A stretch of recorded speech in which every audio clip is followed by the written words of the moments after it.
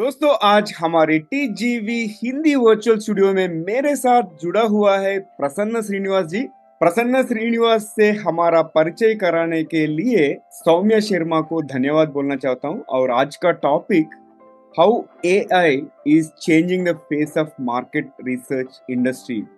AI market research industry में कैसे बदलाव ला रहा है, ये टॉपिक के बारे में बात करने से पहले अपनी मेहमान प्रसन्ना जी दिमाग में गुदगुदी कर देंगे। प्रसन्ना जी, मैं यूं ही बिना कुछ खास सोचे एक शब्द का कहूंगा और आपके दिमाग में जो आता है आप उसे बताइए, ज्यादा मत सोचना। अगर आप तैयार हो तो हम शुरू करेंगे। जी जरूर। और ठीक है, पहला शब्द है कि फ्यूचर, भविष्य। फ्यूचर में मैं आर्टिफिशियल इंटेलिजेंस और ह्यूमन इंटेलिजेंस का इंटीग्रेशन देखता हूँ। ड्रीम, सपना। मेरा सपना है कि मैं नेक्स्ट जनरेशन के लिए एक अच्छा सा फ्यूचर क्रिएट करके जाऊँ। Role model. रोल मॉडल बहुत है, इंक्लूडिंग माय फैमिली मेंबर्स। सो मैं अपने फैमिली वालों से इंस्पायर्ड हूँ, मैं जिससे भी मिलता हूँ उनसे इंस्पायर्ड हूँ, क्योंकि कुछ ना कुछ उनसे सीखता रहता हूँ। क्यूरियोसिटी, जिज्ञासा। मेरे ख्याल से अगर जिज्ञासा या क्यूरोसिटी नहीं है तो लाइफ में कुछ नहीं है। आप क्यूरियस हैं तभी आप सीखते हैं, तभी आप नेक्स्ट लेवल पे बढ़ते हैं और एक बेहतर इंसान बनते हैं। मैं सहमत करता हूँ। मनी, धन। मनी एक फैसिलिटेटर है आपके ड्रीम्स को अचीव करने के लिए, आपके हॉबीज को परस्यू करने के लिए। जिंदगी। बहुत कॉम्प्लिकेटेड है। मूवी। हाँ। मेरे को मूवीज देखना बहुत पसंद है, मैं मूवी से बहुत इंस्पायर होता हूँ। वो आपको एक एवेन्यू टाइप का है जिससे आप अपने नजरिए को, अपनी एस्पिरेशन को, अपने ड्रीम्स को दूसरों के साथ शेयर करते हैं। राइट। ग्रहांतरवासी, एलियंस। अभी तक देखा नहीं है तो don't know, curious to meet them. और इन्वेंशन, आविष्कार। मेरे ख्याल से आविष्कार कुछ नहीं है, हम सिर्फ रीडिस्कवर कर रहे हैं थिंग्स। अगर आप हम्म, पास्ट में देखेंगे तो बहुत सारे लोगों ने बहुत कुछ किया हुआ है जो हम सिर्फ रीडिस्कवर कर रहे हैं, हम कुछ भी हम्म। इन्वेंट नहीं कर रहे हैं। और आखिरी शब्द सक्सेस।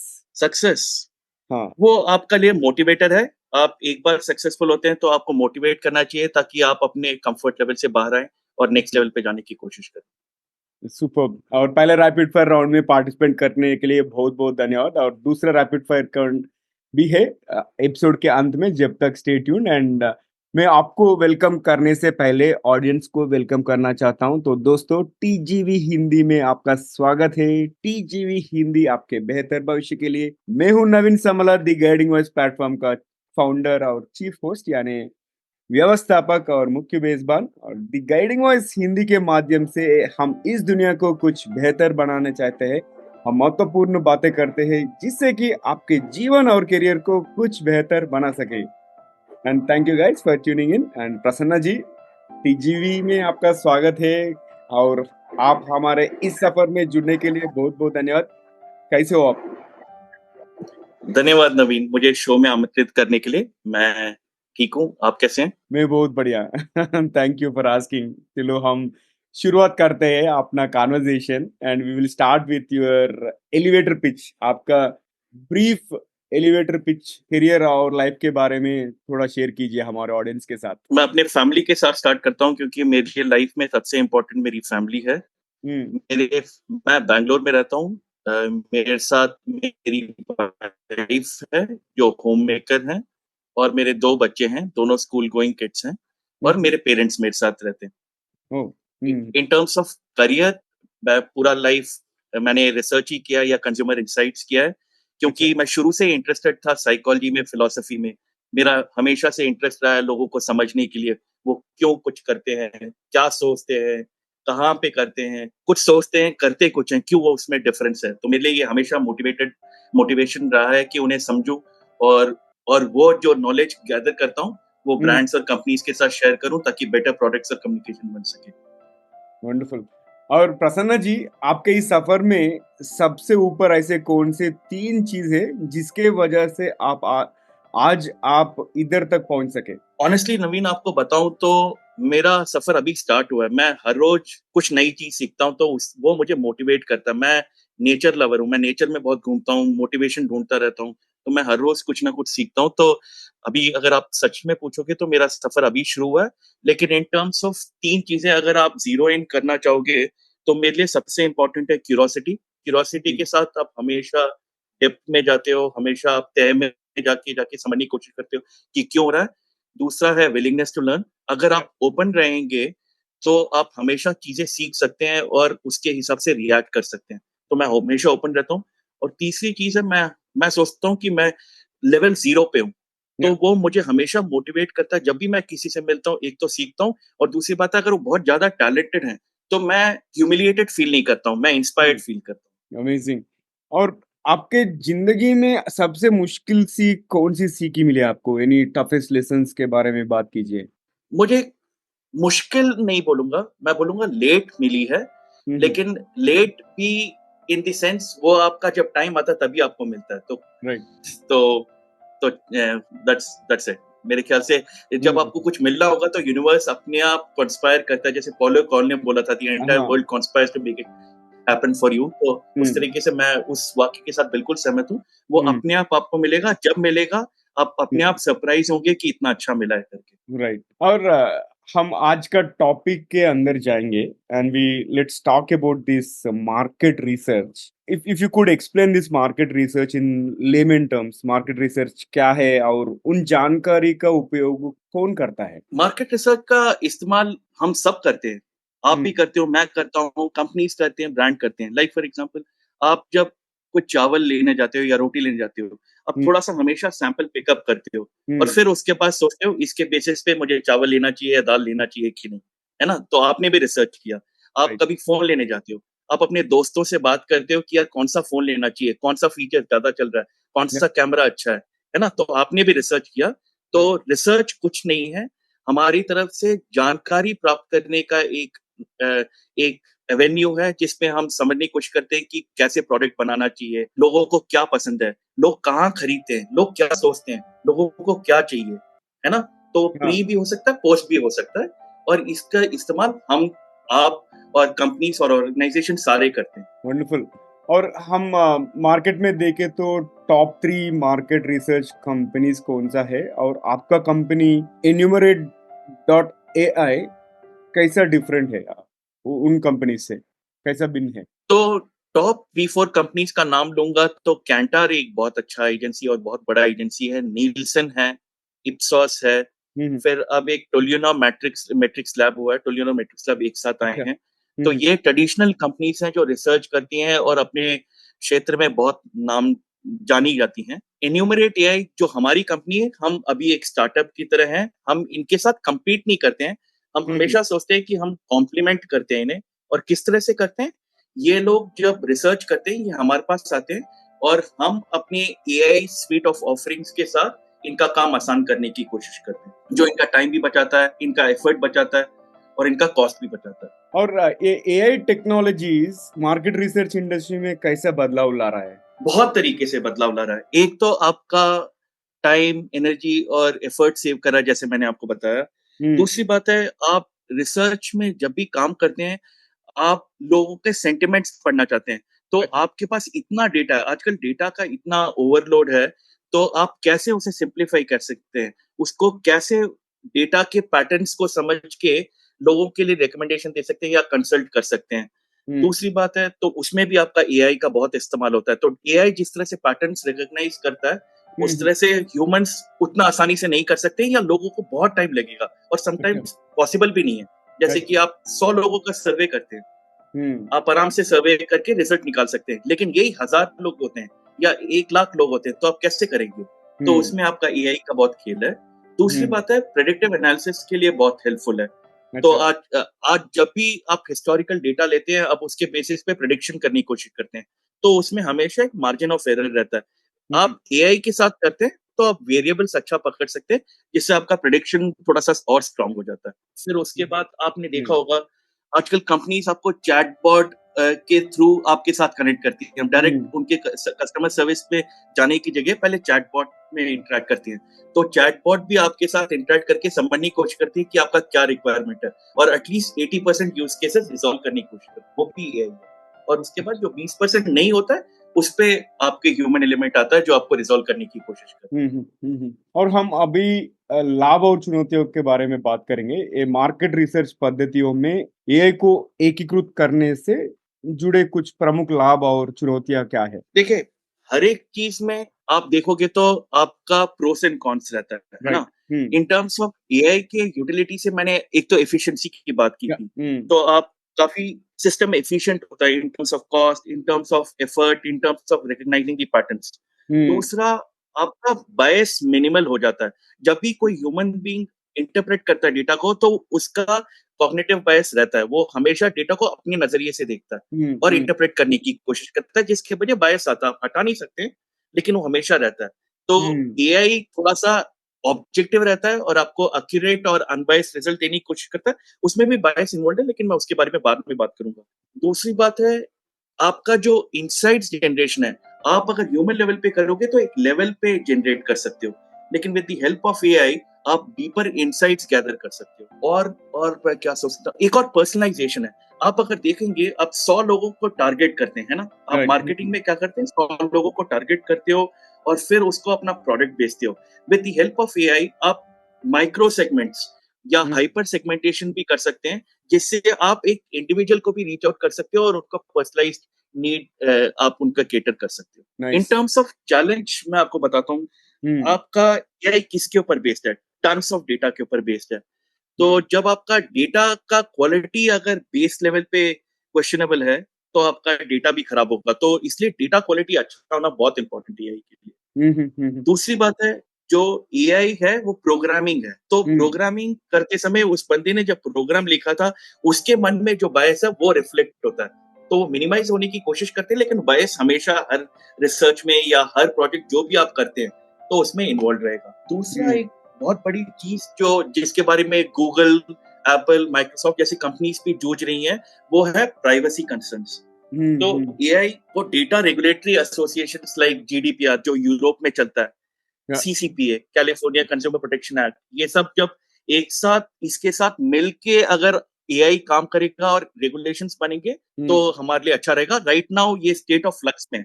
किसी को भी पता नहीं कि एथिक्स को कैसे डिफाइन करें। मैं आपको एग्जांपल देता हूँ। आपने वीडियो जनरेशन का एआई का सॉफ्टवेयर यूज किया होगा। आपने एक प्रोग्राम क्रिएट किया, आपने एक पिक्चर क्रिएट किया। आपको पता नहीं है कि वो आपका इमेज है किसी और का है, क्योंकि आपको पता नहीं है कहीं पे एग्जिस्ट करता है कि नहीं। लेकिन उसने तो एग्जिस्टिंग डेटा से निकाल के आपको भेजा है, तो उसका राइटफुल ओनर कौन है ना?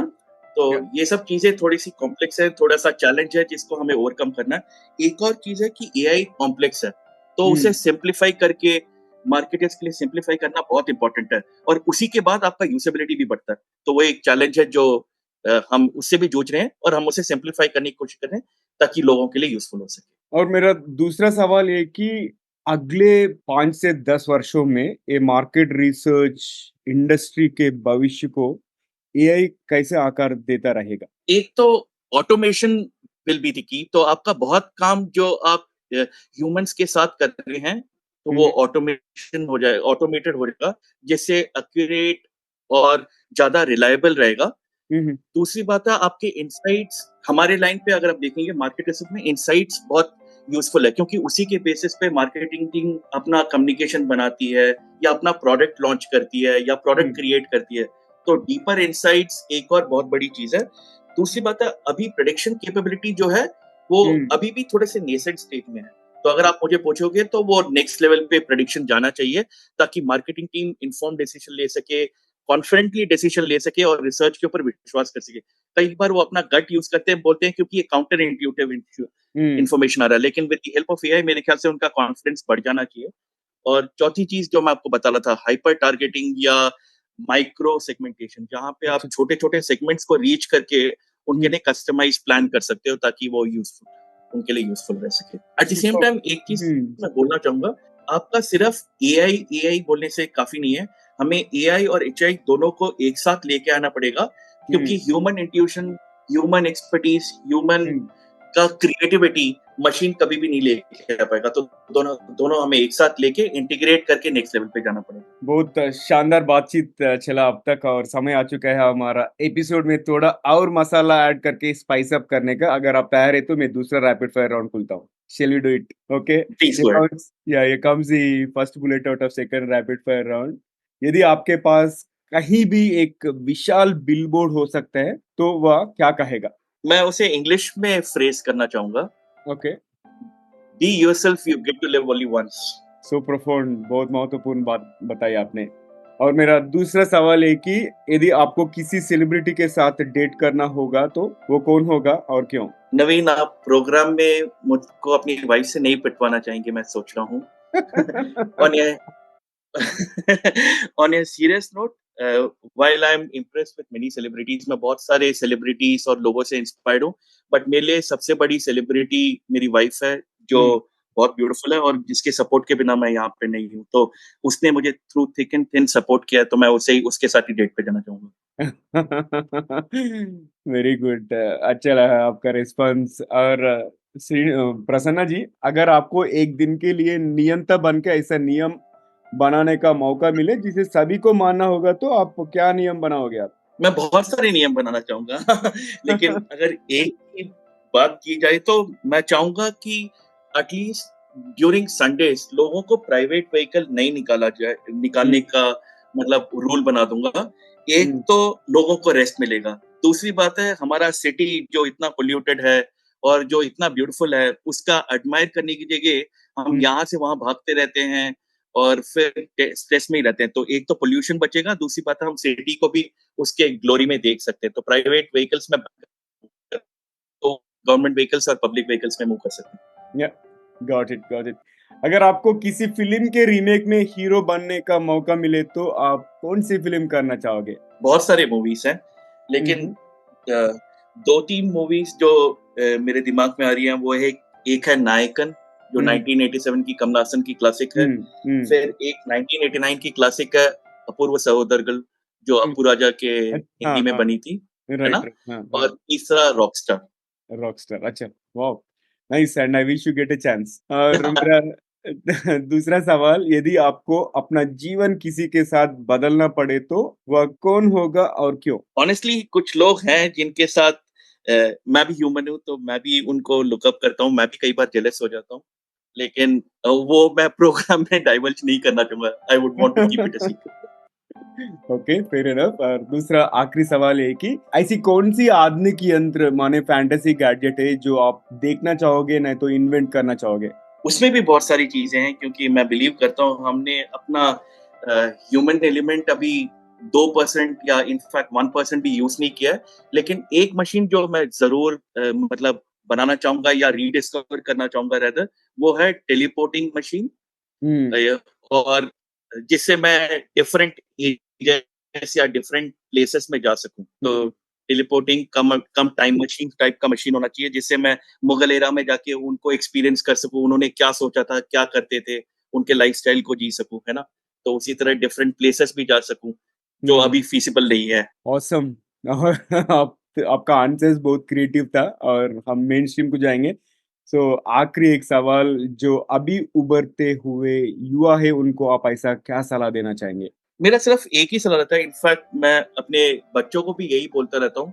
मैं बोलता हूँ जो कर रहे हो खुशी से करो, इंडिपेंडेंटली करो, उसके रिपरकशंस के बारे में मत सोचो। जब तक तुम्हारा हुँ, इंटेंट साफ है, जब तक तुम्हारा फोकस क्लियर है, वो हमेशा हेल्प करेगा। दूसरी बात है, मैं चाहूँगा कि वो कभी रैट रेस नहीं जॉइन करें। अगर आप हुँ, देखो कि आजकल हमारा हर्ड एटीट्यूड हो गया, तो हम रैट रेस करते हैं, ज़्यादा स्ट्रेस हो जाते हैं, जल्दी रिटायरमेंट की बात करते हैं या ब्रेक लेने की बात करते हैं। वो सब नहीं रहेगा अगर आप अपनी जो चीज़ आप करते हो एन्जॉय करके करते हो और विदाउट उसके मॉनेटरी बेनिफिट के बारे में सोच के करते हो, तो खुश होके। बहुत अच्छा लगा आपसे बात करके, बहुत मज़ा भी आया। और प्रसन्ना जी, आज हमारे साथ जुड़ने के लिए बहुत-बहुत धन्यवाद। और Saumya Sharma, thank you so much for connecting us with amazing Prasanna Srinivas ji. और आपको कैसे लगा टीजीवी हिंदी में इंटरव्यू एक्सपीरियंस? मैं एक्चुअली आपके पॉडकास्ट चैनल में मैंने काफ़ी पॉडकास्ट सुने। मैं एक्चुअली पॉडकास्ट का उतना बड़ा फैन नहीं था, लेकिन आपका चाणक्य वाला मैंने सीरीज़ देखी, मैंने एक चीज़ और देखी। हुँ। मेरे एक और नॉलेज का एक सोर्स बन गया है, तो मैं उम्मीद करता हूँ कि मैं आपका रेगुलरली देखूँ और कुछ ना कुछ नया सीखूँ और लोगों से इंस्पायर्ड हूँ। Sure, thank you for the kind words. और हम फिर से आपके साथ और बहुत सारा एपिसोड्स करेंगे फ्यूचर में, हिंदी और इंग्लिश में भी। Thank you once again. Thank you Naveen, आपसे मिलके अच्छा लगा। Thank you for same having me here.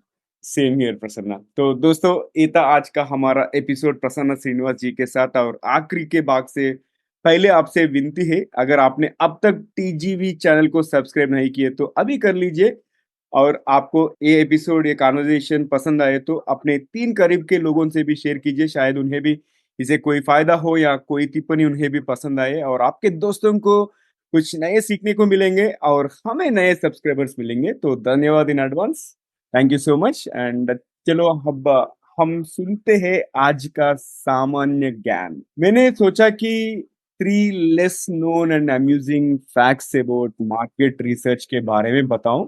And if we talk about the first one, it is about the Pepsi challenge and the cola taste test. 1970s and 1980s, Pepsi ने एक blind test test को conduct किया था and that is known as Pepsi challenge. And उसमें participants को 2 unidentified cola drinks test करना पड़ा and they have to identify okay which one they liked and what is their preferred one, right? So most of the times ये test में Pepsi always came out on the top, right? So when the same test was conducted using brand label cans, then Coca-Cola was chosen as the favorite. So this is something which is very interesting. और उसके अलावा दूसरा fact है कि this is related to the goldfish. What is goldfish? Goldfish is known for its attention span, right? क्या बोलता है इसको? Like if you talk about the goldfish, there is a popular claim that human attention spans are now shorter than those of goldfish. क्यों? Because we are always surrounded by our devices, and that's why it emphasizes the challenges of capturing audience attention in the marketing. अगर हम observe किए तो all the marketers have very less amount of time to grab the eyeballs of the potential consumers, right? That's why people try to compare our attention with the goldfish, right? Our research and raise of pineapple on pizza debate. Pineapple on pizza debate और एक दूसरा example है कि market research and popular culture में debate चलता रहता है कि whether pineapple belongs on pizza, right? So this divisive topic gained momentum online and बहुत सारा डिस्कशन चल रहा है सोशल मीडिया में और बहुत लोग पोलिंग भी कर रहे हैं, सर्वेस ले रहे हैं और इवन रिसर्च पेपर्स भी पब्लिश हुआ है इसके बारे में, right? So pineapple pizza debate ये तो एक रिमाइंडर जैसा बन गया है कि market research can go into any aspect, right? So मैं यही बताना चाहता था, like and these are all which I wanted to present as part of the trivia, ये सामान्य ज्ञान के बारे में। और दोस्तों यहीं पर समाप्त करते हैं आज का कॉन्वर्जेशन और मुझे ये कॉन्वर्जेशन के बारे में फीडबैक दे दीजिए और आपको कोई इनसाइट्स मार्केट रिसर्च के बारे में पता है तो वो भी आप बता सकते हैं। ये एपिसोड आप यूट्यूब में देखे तो वहां पे कमेंट कर सकते हैं, नहीं तो ये एपिसोड आपको कहीं सोशल मीडिया प्लेटफॉर्म पे मिले तो वहां पे भी कमेंट कर सकते हैं, राइट? दोस्तों thank you so much for tuning in and TGV Hindi में ट्यून करने के लिए बहुत बहुत धन्यवाद। और आपको कोई प्रतिक्रिया है या अगर आप किसी को हमारे मेहमान करके बुलाना चाहे तो हमें जरूर ईमेल करें। हमारा ईमेल एड्रेस tgvhindi@gmail.com। मैं रिपीट करता हूँ tgvhindi@gmail.com। और मैं हूँ नवीन समला, आपकी हमसफर, और यही उम्मीद है कि हमारे ये कोशिश कई लोगों की जिंदगी में कुछ अमूल्य बातें पहुंचाए। और तो अगले बार तक एक लिए नमस्ते और धन्यवाद। दोस्तों सुनते रहिए, देखते रहिए टीजीवी हिंदी आपके बेहतर भविष्य के लिए। और दूसरे एपिसोड में और एक मेहमान के साथ मिलेंगे। जब तक टेक केयर गाइस।